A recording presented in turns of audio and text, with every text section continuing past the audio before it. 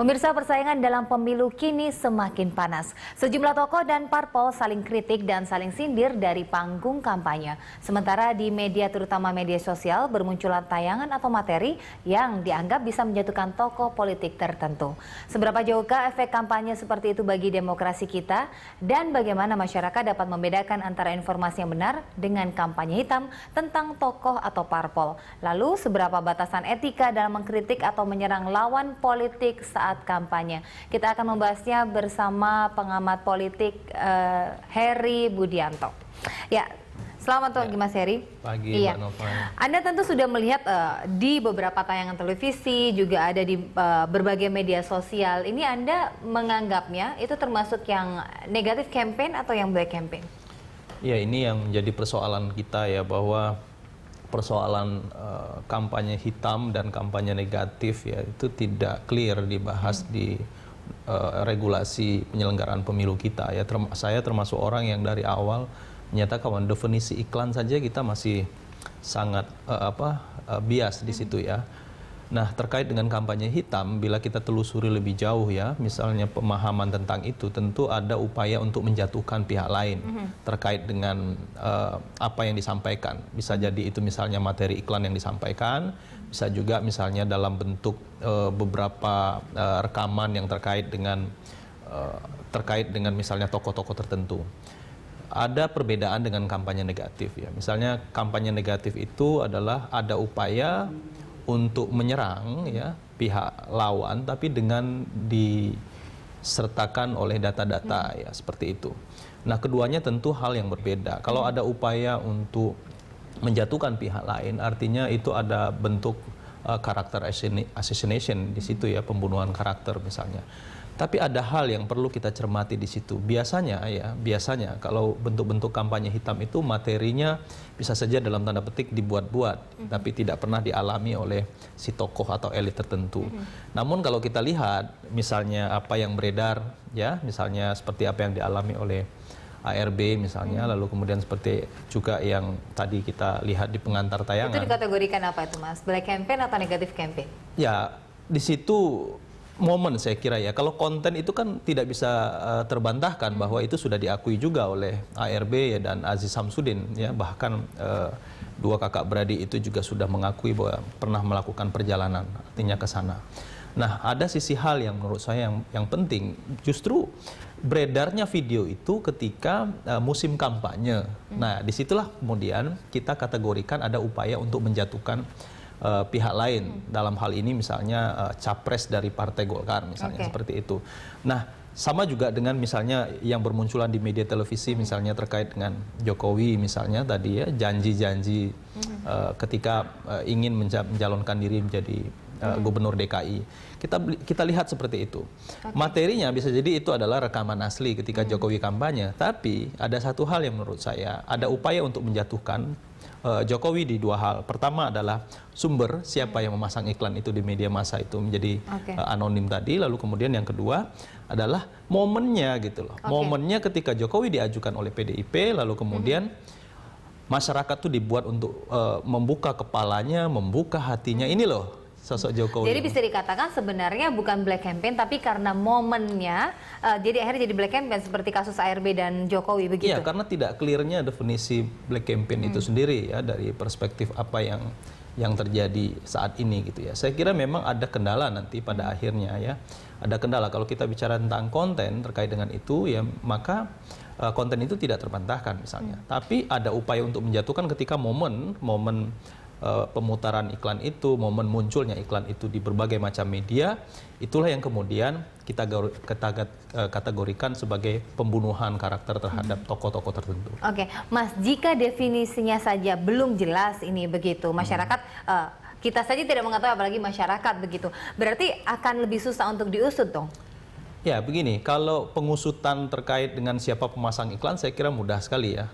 Kalau misalnya siapa yang mengusut ini, KPI misalnya terkait dengan iklan Jokowi, itu harus clear ya. Apalagi televisi yang memutar itu kita udah tahu televisi mana saja. Saya kira nggak ada alasan itu untuk tidak dapat ya siapa yang memasang iklan itu. Itu yang pertama. Yang kedua misalnya kalau dikaitkan misalnya Mbak Nova mengatakan bagaimana dengan masyarakat kita? Apakah masyarakat kita bisa memahami yang mana kategori black campaign, mana tidak? Masyarakat kita sudah cukup cerdas kok memahami. Saya kira walaupun dipasang iklan sedemikian rupa, tetap dukungan itu nggak ada perubahan. Ya, saya ingin mengatakan misalnya ada dua tokoh katakan misalnya ya yang santer itu karena ada audio visual dengan tayangan-tayangan yang bermunculan di YouTube maupun di media televisi misalnya ARB dan Jokowi misalnya. Dua sosok itu dengan munculnya iklan ini justru itu efek yang ditimbulkan oleh iklan yang beredar itu atau kita kategorikan konten yang ingin menjatuhkan tokoh mereka itu tidak signifikan juga berpengaruh baik itu penurunan suaranya maupun peningkatan itu. Justru ada kecenderungan ketika tipikal Jokowi ini berbeda, ketika Jokowi itu makin diserang, Jokowi ini makin kemudian disudutkan, ada kecenderungan simpati masyarakat itu meninggi. Nah itu berbeda ketika bicara tentang ARB. ARB misalnya walaupun diserang misalnya ada upaya misalnya katakan misalnya itu untuk mencari perhatian atau dukungan publik, tidak akan berdampak signifikan gitu terhadap tidak bisa mengkatrol upaya suara, itu. Begitu Iya, jadi tidak ada hubungannya. Tetapi jika akan diproses ini untuk kepelanggaran pemilu bisa tidak, Mas? Ya, misalnya ini saya kira kewenangannya Bawaslu ya untuk terkait dengan ini. Tentu kalau kita bicara tentang terkait dengan iklan di televisi itu adalah Bawaslu pelanggaran ya saya kira pelanggaran pemilunya, lalu kemudian KPI, ya KPI harus mengusut itu juga karena ada ranah KPI terkait dengan itu. Oke, pengusutan pelanggaran itu dengan definisi yang mana? Karena kan masih belum jelas nih tadi. Ini termasuk yang negatif atau yang black campaign? Nah ya itu tadi, karena kan sekarang persoalan kita adalah bicara tentang konten. Konten inilah yang dari dulu tidak clear menurut saya ya.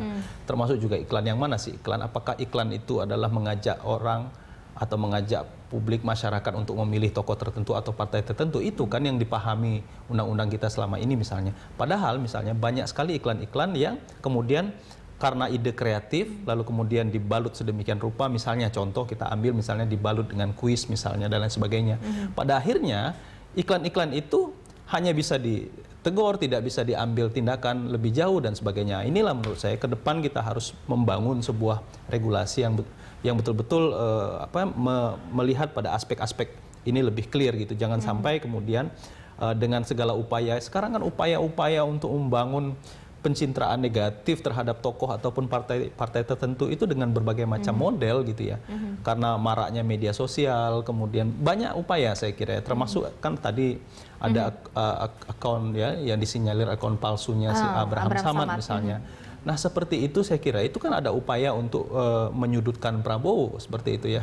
Karena ada komentar-komentar yang miring terhadap jika yang akun palsu tersebut yang anonim Abraham Samad begitu itu bisa dikategorikan sebagai black campaign karena tidak ada bukti atau menyudutkan salah satu pihak tertentu begitu?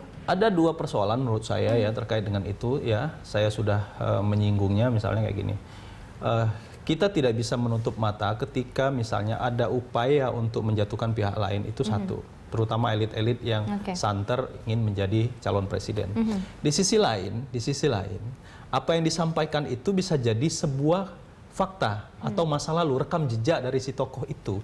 Nah ini menurut saya dua hal inilah yang kemudian menjadi hangat diperbincangkan nih di publik misalnya. Nah terkait dengan Prabowo, tentu ada upaya dengan kata-kata itu muncul.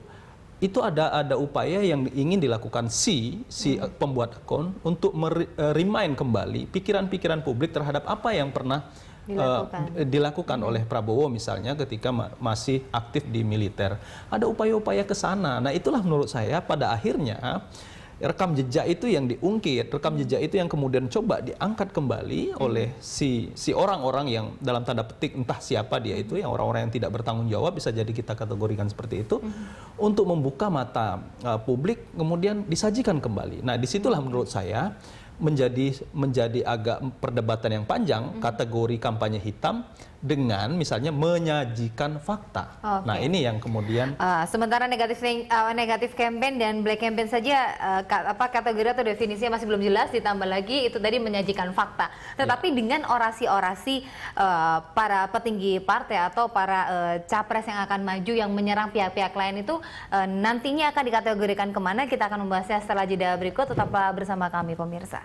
Baik, terima kasih Anda masih bersama kami. Saya kembali ke Mas Heri. Mas Heri, jika yang tadi yang sudah kita bahas ada iklan atau mungkin ada tayangan di TV begitu yang menyebut atau memunculkan sosok ARB atau Jokowi terkait dengan janjinya yang selama 5 tahun harus memimpin Jakarta, tapi ternyata tidak begitu. Itu masih bingung ini kita kategorikan black campaign atau negatif campaign. Tetapi jika untuk orasi para capresnya sendiri pada saat di depan masanya lalu menyindir atau menyebut orang-orang tertentu nih sebagai saingannya, ini bagaimana? Apa kategorinya mana? Apakah bingung juga negatif atau black campaign begitu? Nah, itu perbedaannya gitu kan. Misalnya sindiran.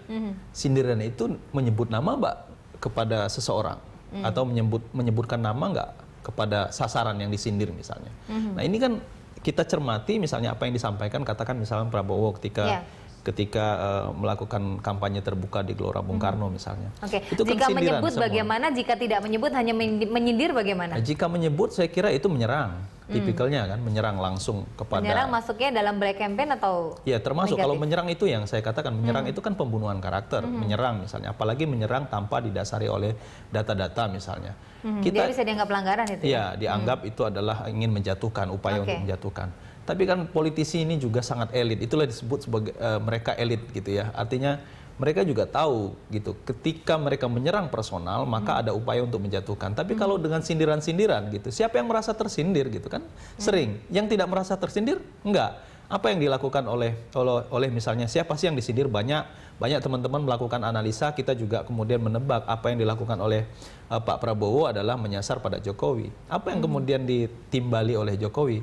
Aku rapopo katanya misalnya kayak gitu misalnya. Nah, inilah yang menurut saya pada akhirnya kita ya yang mencoba menerjemahkan misalnya seorang elit mencoba untuk menyasar pada elit tertentu misalnya, tapi kan elit yang menyasar kepada elit tertentu itu kan tidak menyebut nama. Nah, ini menurut saya bukan dikategorikan sebagai black campaign. Itu ya mungkin saja kita bisa definisikan itu sebagai kampanye negatif untuk menjatuhkan pihak tertentu, tapi masih bias siapa yang disasar itu. Walaupun kemudian publik bisa menebak bahwa yang dimaksudkan itu adalah itu loh. Tapi kan saya ingin katakan begini, seluruh masyarakat kita ini kan ada dua kategori halayak ya. Halayak masyarakat itu ada halayak aktif, ada halayak pasif. Nah, halayak aktif ini adalah tipikal-tipikal yang mudah mencerna apa yang disampaikan pesan-pesan politik maupun pesan-pesan apapun oleh para elit misalnya. Kemudian halayak pasif itu biasanya mereka ada keterbatasan dalam mencerna itu. Nah, ketika masuk dalam kategori halayak aktif, disitulah kita kemudian bisa mencoba menerjemahkan, memaknai setiap pesan yang disampaikan oleh elit. Lalu kemudian sampailah kita pada satu kesimpulan bahwa yang dimaksudkan oleh dia itu adalah ini loh misalnya kayak gitu. Tetapi jika bias begitu bisa tidak dilaporkan oleh orang yang merasa disindir begitu atau merasa diserang? Ya, tidak ada aturan itu kan, terkait dengan itu kan. Tidak bisa dilaporkan dan tidak bisa menjadi pelanggaran juga begitu? Iya, justru saya melihat lebih jauh dari aspek politiknya gitu loh. Ketika ada upaya seperti itu, misalnya katakan menyindir seseorang, orang yang disindir itu bisa mendapatkan simpati lebih loh. Justru efeknya seperti itu. Jadi memang elit lebih harus waspada ketika ingin misalnya dalam menyindir. Kita katakan itu adalah sebuah sindiran kepada tokoh tertentu. Hati-hati. Sindiran itu justru akan menyerang balik ya, menyerang balik kita, lalu kemudian menaikkan simpati kepada orang yang disindir gitu. Nah, apalagi kalau menyerang itu akan kelihatan sekali. Nah, itu lebih dahsyat lagi, magnitudenya lebih besar lagi misalnya ya. Karena apa? Menyerang itu selain misalnya dari etika dan pendidikan politik itu tidak baik, lalu kemudian masyarakat bisa jadi melihat orang yang menyerang itu sebagai sosok yang dalam tanda petik misalnya ketakutan, misalnya dalam tanda petik adalah orang yang tidak percaya diri dan sebagainya misalnya. Tapi kan ini tidak, jadi saling sindir tapi tidak jelas objek yang disindir itu siapa gitu. Nah, itulah yang Tetapi sejauh pengamatan Mas Heri sendiri, apa yang sudah terjadi, apa yang sudah ditampilkan ke masyarakat begitu, masih wajar tidak, dan mana yang bisa dikategorikan black campaign atau negatif campaign? Gini, itulah tadi yang saya ingin katakan bahwa ada upaya untuk menjatuhkan pihak lain, iya. Karena momentum keluarnya iklan itu, momentum keluarnya tayangan itu tepat pada saat mau kampanye. Itu satu. Berarti ada upaya untuk menjatuhkan pihak-pihak atau orang-orang yang videonya beredar, yang iklannya naik di berbagai macam media. Itu iya. Tapi ya ada satu hal menurut saya yang perlu kita sadari, bahwa apa yang beredar itu di luar yang media sosial ya, karena media sosial itu bisa jadi itu adalah sebuah konstruksi yang dibuat. Tapi kalau media televisi itu sudah diakui, ya misalnya sudah diakui oleh ARB misalnya, dan yang kedua itu merupakan rekaman kampanyenya Jokowi dan lain sebagainya. Nah ini yang menurut saya pada akhirnya kita terjebak, ya elit-elit partai pasti akan mengatakan bahwa itu adalah black campaign misalnya. Tapi itu yang saya katakan tadi, rekam jejak gitu loh.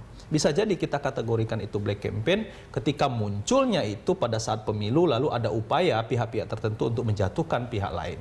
Nah, namun ini bisa menjadi sebuah pendidikan politik bagi masyarakat. Karena apa? Sebenarnya itu bukanlah sesuatu yang dibangun, dibuat, dikonstruksi, lalu kemudian menjadi sebuah upaya untuk menjatuhkan dari sesuatu hal yang bukan sebenarnya fakta, tapi itu kan adalah sebuah fakta yang sudah diakui tadi menurut saya. Nah itulah menjadi perdebatan kita, apakah betul? Kan karena saya kira tadi pengantar yang disampaikan di berita satu sudah sangat clear itu ya. Ada pihak yang mengatakan bahwa itu adalah black campaign, ada pihak yang mengatakan bahwa itu bukan black campaign, tapi adalah fakta yang sesungguhnya.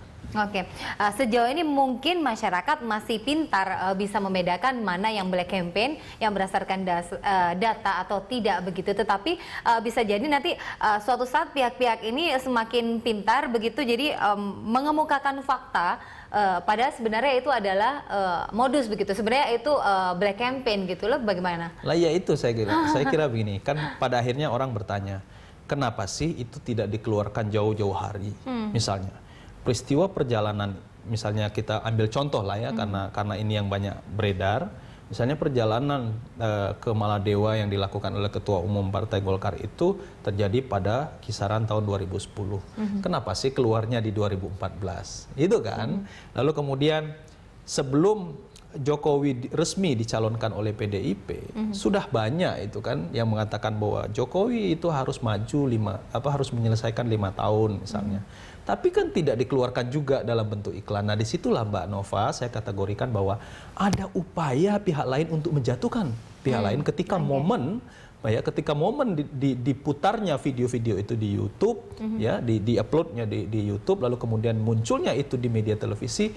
Si pembuat, si pengunggah itu ada upaya untuk menjatuhkan pihak-pihak tertentu. Disitulah kita kategorikan pembunuhan karakter tadi. Tetapi apakah nanti ini yang sudah beredar sekarang bisa tidak untuk selanjutnya atau sudah layak belum ditindak oleh pengawas pemilu begitu, oleh Bawaslu begitu? Iya, saya kira harus clear memang ya, Bawaslu dengan perangkat yang ada, saya kira ya regulasi yang ada maupun KPI, saya kira kalau KPI betul-betul harus mengusut siapa pemasang iklan, dan kalau tidak bertanggung jawab, saya kira misalnya pada televisinya itu bisa diambil tindakan gitu. Kok bisa menerima iklan tidak jelas siapa pemasangnya dan lain sebagainya. Saya kira itu kan mudah sekali untuk melakukan upaya itu. Untuk tracking itu, berarti next harus benar-benar regulasinya harus benar-benar jelas dan definisinya harus benar-benar jelas begitu ya Mas ya? Persis. Jadi gini, kita tuh harus belajar dari pengalaman. Setiap kali pemilu kita tidak pernah belajar. Nah kasus seperti ini makin hari modus itu makin kreatif, makin canggih. Justru menurut saya regulasi dan lain sebagainya itu juga harus mengikuti perkembangan. Dan jangan lupa satu hal, pendidikan politik. Setiap momen pemilu kita minim sekali diberikan edukasi politik, dan partai politik juga tidak bertanggung jawab, elit juga tidak mendorong ke arah sana. Nah menurut saya siapa yang bertanggung jawab terhadap ini semua gitulah. Kalau saling serang, saling jatuhkan, lalu ada upaya untuk menjelek-jelekkan pihak tertentu, nah disitulah demokrasi kita menjadi tidak sehat. Oke, baik, kita tunggu saja, mudah-mudahan 2019 nanti lebih baik, sudah ada kategori yang jelas begitu, mana black campaign, mana negatif campaign, dan bisa ditindaklanjuti begitu Mas ya, ada regulasi yang jelas begitu. Baik, terima kasih Mas Heri sudah bergabung bersama kami.